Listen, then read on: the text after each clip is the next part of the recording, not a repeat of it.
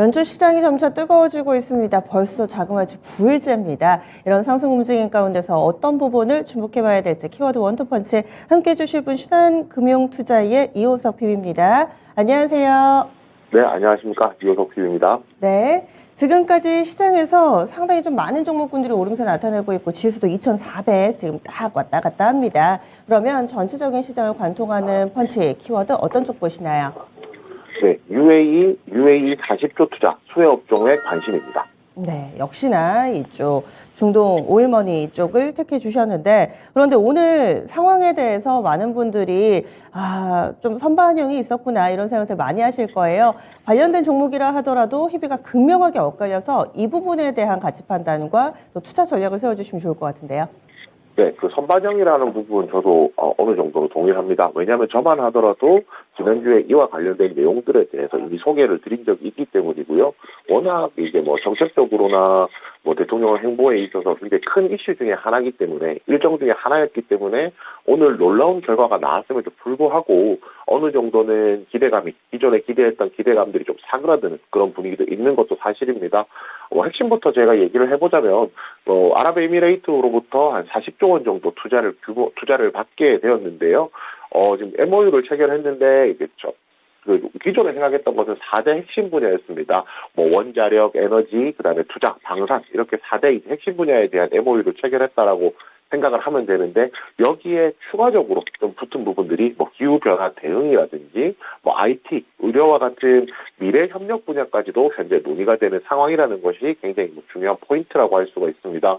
40조라고 하면은 그 달러로 환산하면 300억 달러 정도 되는 거고요. 이게 어느 정도 큰 수치인지 이제 감이 안 올 수가 있는데 우리나라가 2022년 작년 한 해 동안 이제 해외에서 이제 외국에서 투자를 받은 것이 305억 불입니다. 그러니까 거의 작년 1년치를 이번 회담 한 번에 다 받았다라고 생각을 하면 되거든요. 그렇기 때문에 굉장히 큰 이제 금액을 받았다는 거는 이제 굉장히 그에 따른 의미가 있다라고 할 수 있습니다. 이제 이 계약을 이런 이제 투자를 받는다는 이야기를 하게 되면서 결국은 양해각서죠. MOU도 체결을 했는데요. 총 13건에 대한 MOU를 체결을 했습니다. 거기 이제 뭐 다양한 것들이 있는데 뭐 핵심은 제가 말씀드리고 싶은 핵심은 이겁니다. 결국에 지금 뭐 양국에서 협상을 했고 MOU를 체결을 했는데 이 300억 달러라는 것이 국부 펀드를 포함해서 전체 아랍에미레이트에서 투자하는 액수라는 것이고요. 구체적으로 어떻게 투자를 하겠다는 것까지 아직 가이드라인이 나온 것은 아니라는 겁니다.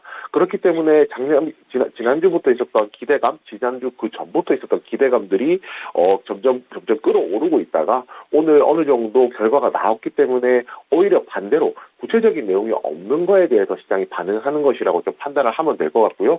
그렇지만 그렇게 보기에는 이와 관련된 내용의 금액이라든지 수치가 워낙 크기 때문에 짧게 보면은 단기적으로 이제 기대감이 꺼지는 매물이 나올 수는 있겠지만은 조금 더 긴 관점에서 본다면 실질적으로 투자가 이루어지는 시점에서는 굉장히 지금까지 생각했던 것보다 훨씬 큰 규모의 투자이기 때문에 그에 따른 수혜가 있을 것이라고 현재 판단을 하고 있습니다.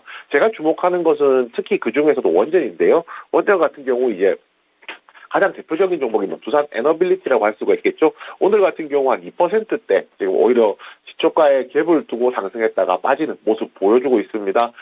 종목당 특징이라고 저희가 조금 생각을 해본다라고 하면 지금 막 거의 대부분의 이제 원전 관련주가 비슷한 형태이긴 한데 두산 에너빌리티도 이제 121선 돌파를 했다가 121선의 지지를 지금 시험하고 있는 지금 구간에 들어와 있다라고 할 수가 있습니다. 결국 이 구간에서 얼마나 지지를 받을 수 있는지가 추후 상승할 수 있는, 재상승할 수 있는지에 대한 그 가늠세가 될 것이라고 판단을 하고 있고요. 그 외에 말씀드릴 종목이 보성 파워텍입니다. 보성 파워텍 같은 경우에도 오늘 좀 다른 종목들에 비해서는 더 큰 폭으로 갭 상승하는 모습 보여주었는데요. 아무래도 원전 관련주라고 저희가 얘기를 했을 때 특히 이제 변동성이 큰 종목 중에 하나라고 저희가 얘기를 해볼 수가 있겠습니다. 오늘 이제 결국에 121선 돌파하는 모습 보여줬다가 121선 돌파를 실패한 거죠. 쉽게 말해서 실패하고 좀 흘러내리는 모습을 보여주고 있는데요. 오늘 종가까지 121선 돌파할 수 있는지에 대한 안착 여부도 한번 확인해봐야 될 것 같고요. 마지막 종목은 우리기술입니다. 우리기술도 마찬가지입니다. 우리기술도 지금 오늘 121선 돌파를 시도하다가 도로 밀리는 모습을 보여주었고요. 결국 이와 관련해서 지금 뭐 세 종목 다 마찬가지죠. 121선에 안착하고 그리고 추가적인 상승을 이뤄내기 위해서는 이번 아랍에미레이트 이제 순방 이후에 뭔가 구체적인 정책이라든지 관련된 내용이 좀 필요할 것이라고 보이고요. 그뿐만 아니라 국내에서도 지금 원전에 대한 이제 조금 더 육성 관련된 정책들은 나오고 있기 때문에 그에 따른 모멘텀도 조금 더 기다리면서 대응할 필요가 있다라고 판단하고 있습니다. 네. 그러면 그 밖에 오늘장은 수소 쪽이 조금 더 모멘텀을 받고 있는데 이쪽보다는 중장기적으로 실질적인 가이드라인이 나올 경우에는 이 제대로 된 찐수혜주는 원전 쪽이다. 이렇게 보고 계신 건가요?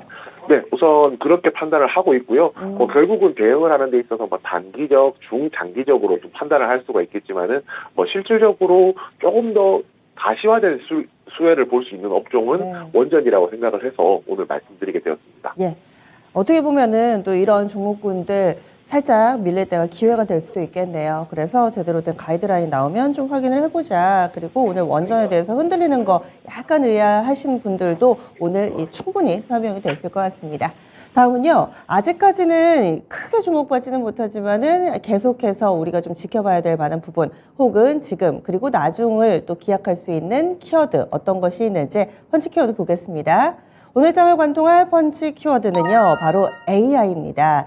AI 정책이 발표가 되면서 오늘 메타버스, 인공지능, AI 관련된 종목군들이 전체적인 강세 움직임 나타내고 있는데 구체적으로 어떻게 좀 지원을 하겠다는 건지 관련된 종목도 알려주시죠. 네, 우선 이제 산업통상자원부에서 이제 발표가 있었고요. 그 제1차 산업 디지털 전환위원회라는 것이 열렸습니다. 그곳에서 이제 심의를 한 내용이 산업 AI 내재화 전략이라는 것을 이제 심의를 했고 확정까지 했는데요. 뭐 구체적인 내용을 저희가 조금 살펴보자면 한 2030년까지 AI를 활용하는 기업의 비중을 30%로 확대하겠다라는 것이 뭐 핵심적인 내용이라고 할 수가 있습니다.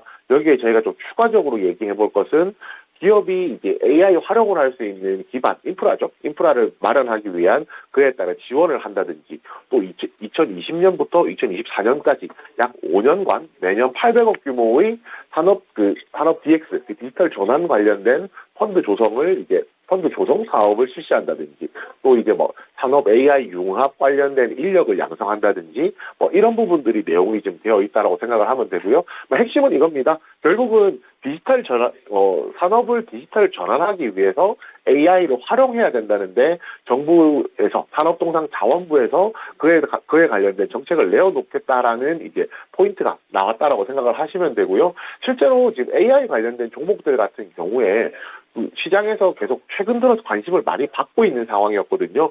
그런 시점에서 이런 정책까지도 뒷받침이 된다라고 하면 굉장히 뭐 추가적인 상승을 할 수 있는데 좋은 요소가 된다고 생각합니다. 제가 최근에 이제 관심을 많이 받았다라고 말씀을 드렸었는데 최근에 관심을 많이 받게 된 게 결국은 CES에서였거든요. CES에서 삼성전자가 이제 협력 로봇이라든지 뭐 이런 관련된 사업도 나왔었고요. 그리고 챗GPT라고 하는 이제 AI 플랫폼이라든지 이제 이런 것들이 이야기가 나오면서 올 초부터 AI에 대한 관심이 굉장히 많아진 상황이었었고 국내 AI 관련주들이 어떻게 보면 제가 앞서서 말씀드린 두 가지가 실제로 이제 수혜를 보기에는 아직까지 조금 뭐 가시화되는 것이 아니라서 좀 멀게 느껴질 수 있는데 오히려 이번에는 정책적인 측면에서 지원을 하겠다라는 구체적인 내용이 나오게 되면서 오히려 투자를 하는 데 있어서는 조금 더 확신을 들게 하는 뭐 그런 내용이 되었다라고 얘기를 해볼 수가 있겠습니다.